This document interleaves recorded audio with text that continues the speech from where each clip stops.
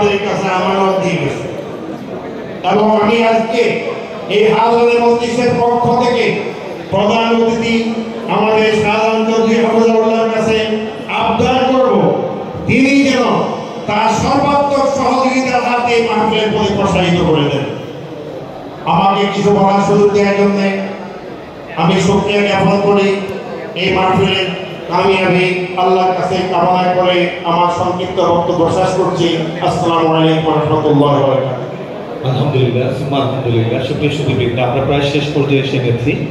আমাদের আজকের এই প্রস্তুতি সভায় যারা উপস্থিত হয়েছেন, আমরা সকলের ধৈর্য এবং সহযোগিতার জন্য আমরাও কৃতজ্ঞতা জ্ঞাপন করছি।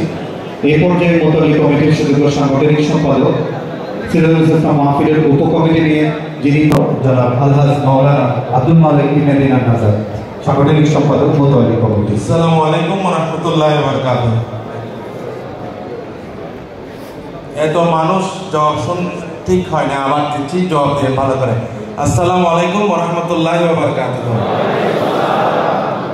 আলহামদুলিল্লাহি রাব্বিল আলামিন ওয়া সলাতু ওয়া সালামু আলা সাইয়্যিদিল আমবিয়া ওয়াল মুরসালিন, আম্মা বা'দ। সম্মানিত মেহমানবৃন্দ, আপনারা ইতিমধ্যেই জেনেছেন আগামী